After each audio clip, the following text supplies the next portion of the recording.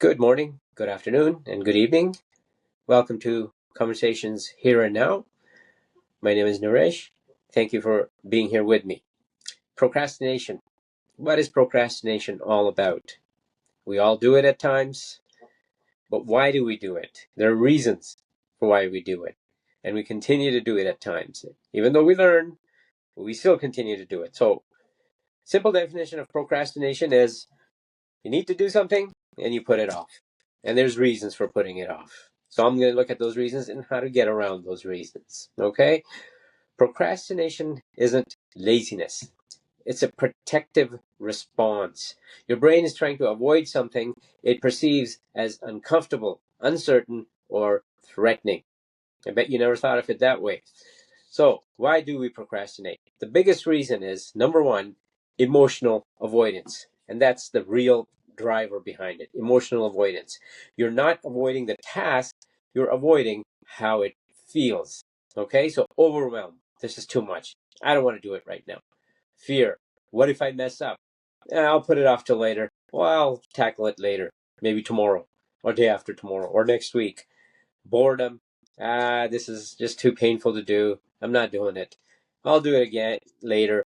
And this could be anything. This could be something at your work. This could be something at your home where, all the cleaning, dusting, whatever it may be.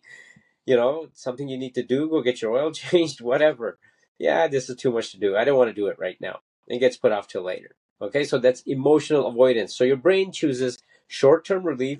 I can relax, watch some TV, catch up on some Netflix shows or whatever, scroll through the phone, distractions. So your brain chooses short-term relief over long-term benefits. So that's big reason number one. Okay.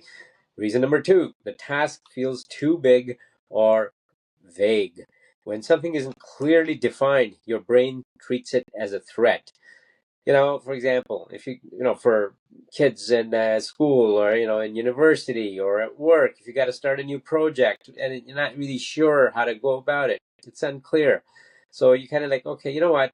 I'll figure it out later. I don't want to do it right now. This is too much. So you put it off. And then, rewrite maybe the first paragraph, that's doable, I guess, or you start your cleaning and do a little bit, that's doable, I guess, and then you just stop. I'll do this later. I've started it. So ambiguity creates resistance. Okay. Reason number three, perfectionism in disguise, waiting for the right time, right mood, or perfect plan. You know, we that's perfectionism in disguise, waiting for the right time. You know what? Today's not the right time to do my cleaning. Today's not the right time to start this project. Today's not the right time to go for a run. I'll just do it tomorrow. I'm not in the mood. That's a big one people love to use. I'm just not in the mood to do this today, man. I'll do it tomorrow. And then it gets put off. I'm waiting for a perfect plan. Concepts of a plan. We've heard that before. Waiting for a perfect plan, the concepts of a plan. So, that moment rarely comes. So nothing starts. It gets put off. And guess what? Who knows if it will start again? Will you have a right time? Will you have a right mood? Or will there be a perfect plan? Or will you be just stuck with the concepts of a plan? Right? So that's a big one. So the next one, no immediate reward. Point number four, your brain is wired for instant gratification, especially today, nowadays. Everything is instant. You know, you watch TV, you get instant gratification. You get some really good food from the outside. Wherever, go out and get it, and pizza, whatever. Instant gratification, right? Whereas doing a project of some kind or doing 4-hour cleaning or 3-hour cleaning, whatever it may be, that's not necessarily instant gratification. Work equals delayed payoff. Distraction equals instant dopamine, right? So, your fact that you're distracting it by doing something else, and you don't want to do it, so obviously that's going to win by default. You're not going to do it. So because there's no immediate reward when you have to do these projects or homework or go out and mow your lawn. It takes a couple of hours to get it all done. The other points come in then. I'll do this later. I'll do it again. I'll do it tomorrow, right? So that's what happens. Number five, point number 5 is low energy. And this is a big one that people often ignore. Low energy. Fatigue, poor sleep, or mental overload often even makes simple tasks feel heavy. Sometimes procrastination isn't mental, it's physical. So you've been working really hard. You've been burning the candle at both ends. Yet you don't, you haven't had good sleep last night. You haven't that, and that can, maybe there could be some legitimacy there about that. Maybe you're really, really tired and you can't do it, but still you could do something, right? If you need to do something, then you could do something, because tomorrow could be another excuse for a different reason, right? So, but this is a good one. People often have low energy, and nowadays, why does that happen? People are running around all the time, everywhere. People are stretched really thin.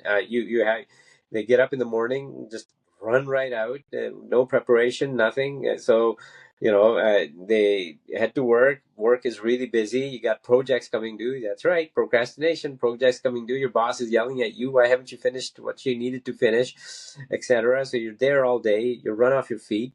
Come home, then you got to look after the kids, and you got to, whatever it may be, dinner, this, that, homework with the kids. Procrastinations happen all the time. So because of all this running around, low energy happens. Human beings only have that much energy inside them, right? So that's a definite one. I can see that. Sometimes you do get really tired, right? So how do you break this cycle? These are the big points that cause procrastination. How do you break this cycle? You don't need more discipline. You need better entry points, okay? You don't need necessarily, gotta have that, army discipline. You need better entry points. So let's look at that. Number 1, shrink the task aggressively. Make it almost impossible to avoid. Instead of workout, what you do is put on workout clothes. Action creates momentum, not necessarily motivation. So, let's say you want to go work out, whatever, run, lift weights, whatever, and you're just saying, I don't know, maybe I'll do it tomorrow or day after tomorrow or what have you. No, just a small act. Get up, put your workout clothes on, just do it. Okay, that starts to put you in a better mood to do this. Okay, with your project, just open what you need to do. Open it, start, couple of lines, something, look at it, anything, put something on paper, do it. Cleaning, just start, right? Just do it. Whatever. Let's say you had, scheduled to clean your whole house. This is a Saturday, you're scheduled to clean your whole house.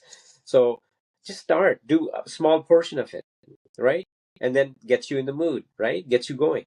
So you got to start. You got to push yourself to start. So that's what you have to do. Start with a small matter, shrink the task aggressively, and then, increase and finish it from there. Try your best to finish it from there. Number 2, use the 5-minute rule. Tell yourself, I'll just do this for 5 minutes. Once you start, your resistance starts to drop. Starting is the hardest part. That's always the case when procrastination happens, when people put things off. You got to start. You just got to start. Hey, listen, let's get this going, right? One of the big ones is, people hitting the cleaning and mowing your lawn or whatever, things like that, and just get out, grab the lawnmower, grab the dust cloth, or whatever to clean, and just start, okay? Just do it for 5 to 10 minutes. Once that starts, put some good music on. Once that starts, create an environment around you with these tasks that will make it a little bit more pleasant for you to do it, so you don't procrastinate as much, right? Listening to good music, depending on the task, of course, that can put you in the right mood. So once you start, then resistance starts to drop. So, okay, starting is the hardest part in all of these tasks. Point number 3, make it visible and specific. Write down the exact task and the exact time you will do it. Vague intentions don't get executed, right? So you got to write down exactly what you need to do so you're clear. So, one of the points before was, if your task isn't really clear, if it's just like a concept or something, it's in your mind, you got to do it, but isn't really clear, how do you no, you know what? Write it down, the exact time you will start, so you hold yourself to it. Okay, the exact, and the exact task you need to do, what you need to do, what your plan will be, and the exact time you'll do it. Okay, so you hold yourself to it. The next big point is remove friction. Make the good action easier than the bad one.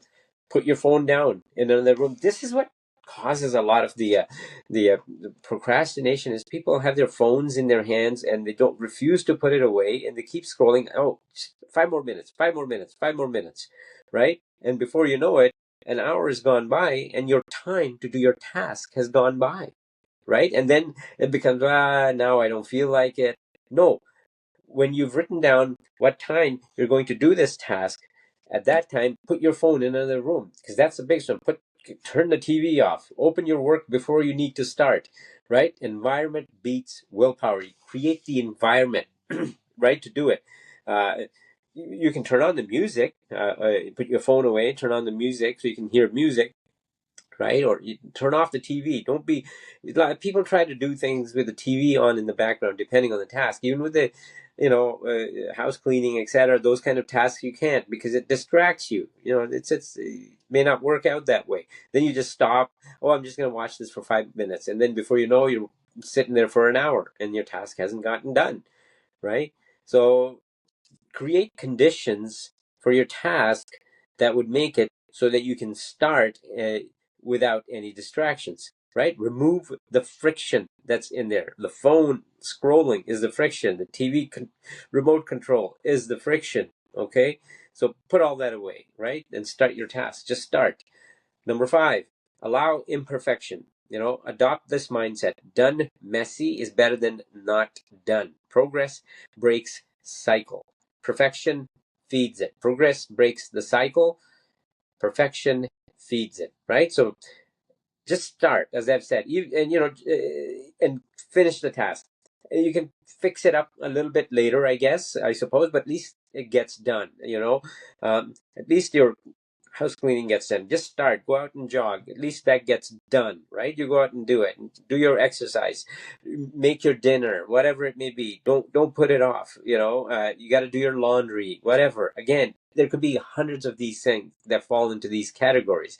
So, you know, done messy is better than not being done at all. And as far as that, I would think maybe, just go out and do the lawn. You might say, oh, I didn't do it the best, but at least you got it done, right? At least you got it done. Next time you could do it really better, right? And the last point I'm going to look at with this is fix energy first. If you're tired, stressed, or overloaded, take a short walk, rest briefly, reset your mind. Still have in your mind, okay, I'm going to rest for half an hour and then I'll begin what I need to do at 6:45 or 7:40, whatever the time you set it at, and then start at that time. Get some rest, get some, have a nice, tea or coffee or what have you, a little snack, and then start. Put some energy into you, right?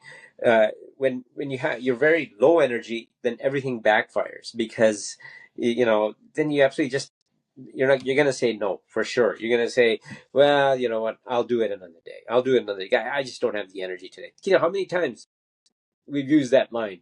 I just don't have the energy today. I just don't have the energy for this. I don't have the energy to go out for a run. Just go out and start walking, right? And then maybe break into a jog, right? So the core truth of this whole procrastination thing is procrastination isn't a time problem. It's an emotional regulation problem. As I've showed you already, it's an emotional thing. Like it's in your mind. You got to get it going. You're choosing by putting this task off, whatever it may be, whatever it may be. You're choosing comfort now over progress later. Okay, so okay, I'll just sit back, relax, and I'll do it later, right? So you're choosing comfort now. The way out isn't forcing yourself harder. It's making the first step easier and less painful, right? So that's the most important thing. Get it started. That first step in all procrastination. It's always to take that first step. Get out, start the walk, start the dinner, start the laundry, start the cleaning, start your work project, whatever it may be. I can keep talking all day about the tasks, right? You got to go out and do your groceries. People say, well, I'll do it tomorrow. I'll pick it up after work tomorrow or something. And before you know, tomorrow doesn't get done, then your fridge is empty, right? And you need things. Then you have to rush out, and then it becomes really stressful.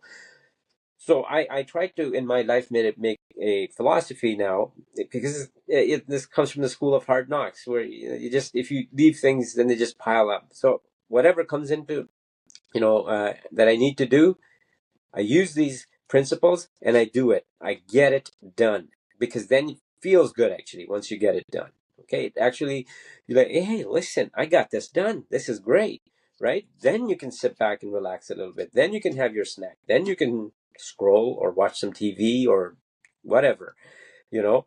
So please, use these methods, because it's human nature to be procrastinate. No matter how good you are, it's human nature to say, I'll do it tomorrow. And I hope you like the topic today, because it is an important one.